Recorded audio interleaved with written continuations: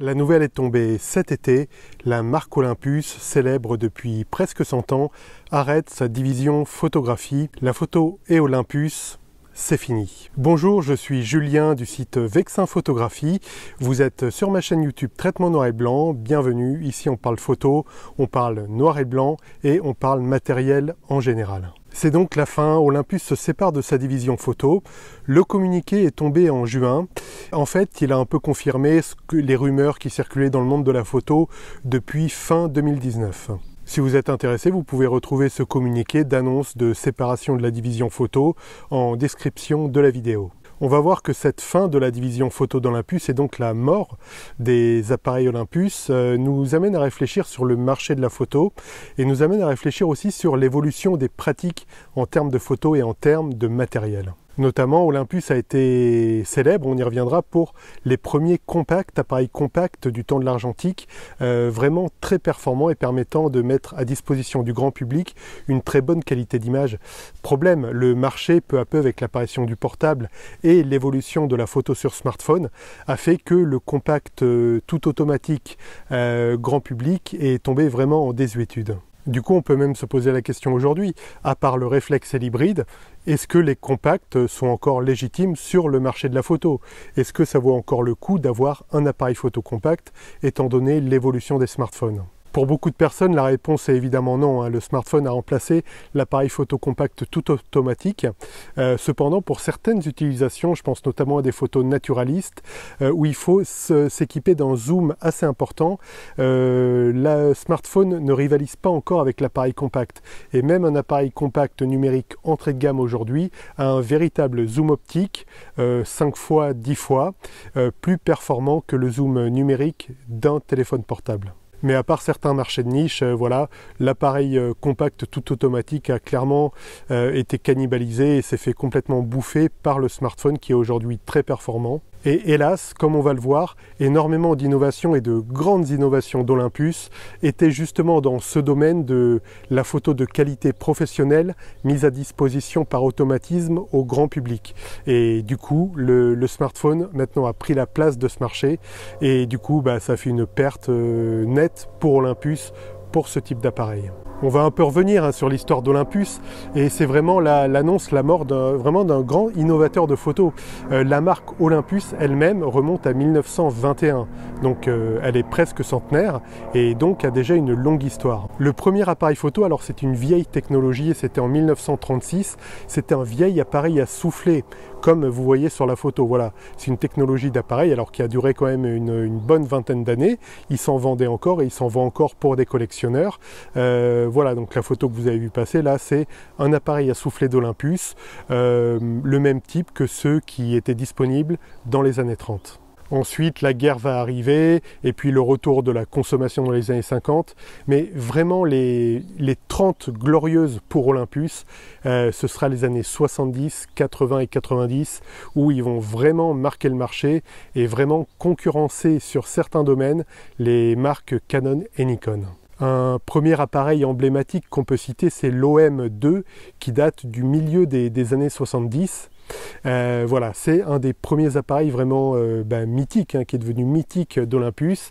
On voit sur le design du boîtier qui reprend beaucoup des éléments de design des appareils notamment Canon ou Nikon, mais c'est vraiment un boîtier superbement fini et c'est un boîtier qui a marqué vraiment une génération de photographes.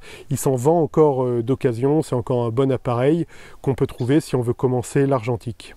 Donc voilà pour les années 70, les années 80 et 90, c'est vraiment la marque de fabrique d'Olympus, c'est la mise à disposition des gens qui ne sont pas nécessairement photographes, donc vraiment du pur amateur, d'images de qualité parfois professionnelle, notamment avec deux choses. La première, c'est le développement d'une gamme MU, donc MU comme la lettre grecque, d'appareils photo. Donc cette gamme MU, comme vous voyez sur la photo, a vraiment été leader sur l'appareil compact automatique de qualité.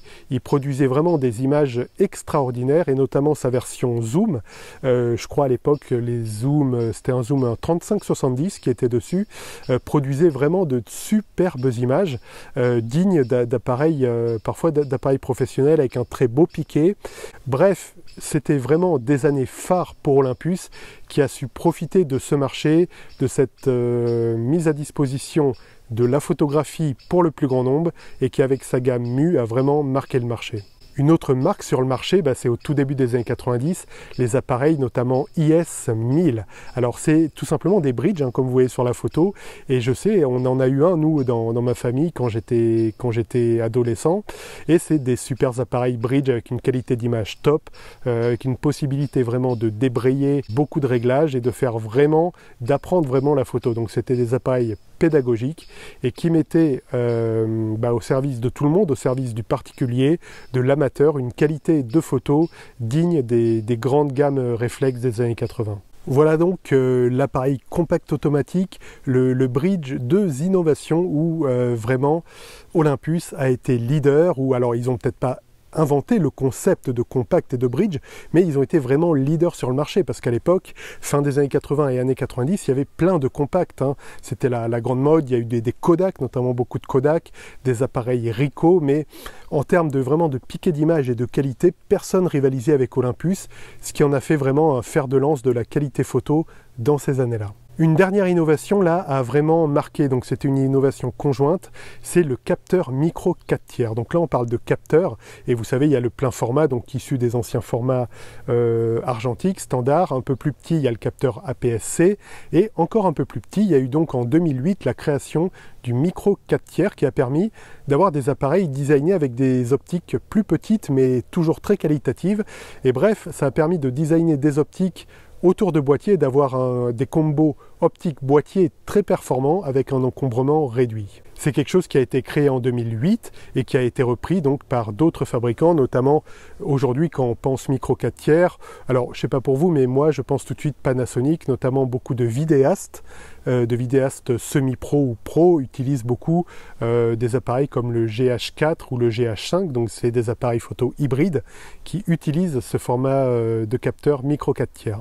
On va se demander maintenant, est-ce qu'on peut tirer des leçons quelque part, ou alors philosophiques ou pas, ou photo-philosophiques, allons-y, de cette fin d'un grand constructeur. Ce qu'on peut se dire déjà, c'est qu'Olympus a peut-être pas su capitaliser sur le succès du capteur micro 4 tiers. Ils l'ont co-inventé, mais comme je disais, aujourd'hui, là, donc je tourne en 2020, quand on pense capteur micro 4 tiers, on pense tout de suite Panasonic en fait. Panasonic a vraiment su développer une vraie gamme autour du capteur micro 4 tiers. Olympus l'a aussi utilisé, mais a moins su marketer, a moins su brander peut-être ses appareils photo. En tout cas, l'effet de gamme a été beaucoup plus fort chez Panasonic, si bien que micro 4 tiers, du coup, c'est immédiatement dans la tête des gens, c'est associé à la marque Panasonic et non pas à la marque Olympus. C'est une chose qu'on a pu retrouver en fait dans le marché du baladeur numérique. En fait, il y a Sony et surtout Arcos, une marque française qui, dès la fin des années 90, avait mis en place un baladeur qui s'appelait le Jukebox, alors qui était un truc un peu fait pour les geeks, un peu gros et tout, mais c'était un baladeur numérique qui permettait de lire beaucoup de fichiers différents. Mais aujourd'hui, à part quelques geeks et quelques nostalgiques de la marque Arcos, qui sait que Arcos a fait des baladeurs numériques avant l'iPod d'Apple?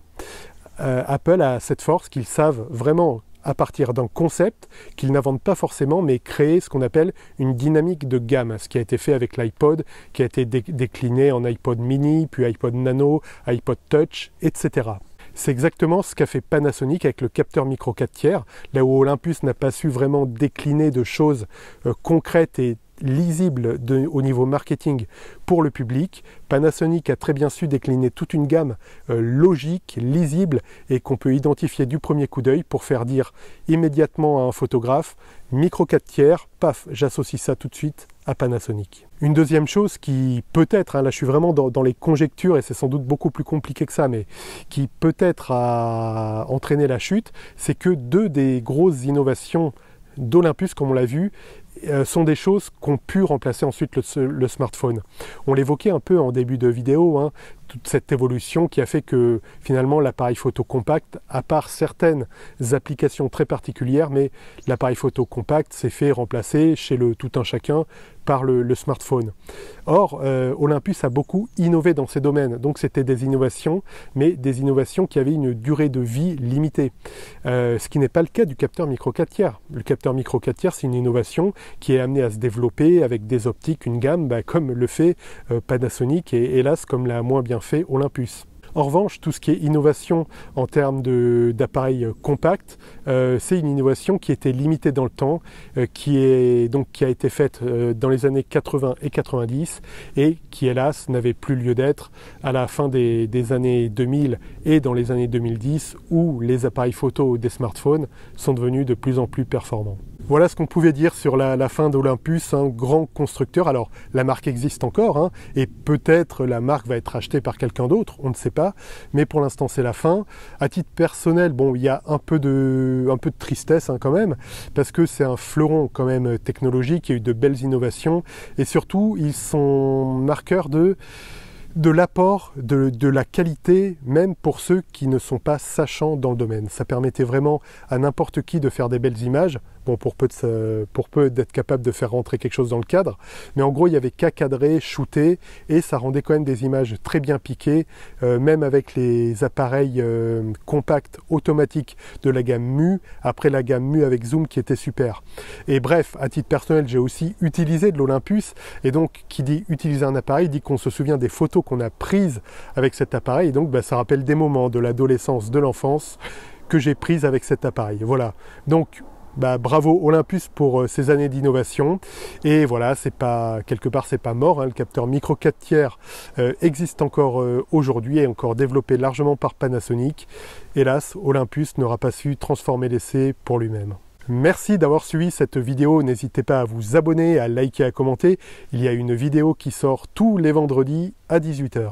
Allez faire un petit tour en description, vous trouverez notamment l'article qui a inspiré cette vidéo, les sources dont j'ai parlé dans la vidéo et le lien vers mon site Vexin Photographie. Voilà, je vous souhaite vraiment la santé, une bonne rentrée, là on est en septembre, et faites de belles photos, peut-être avec votre appareil Olympus. Ciao.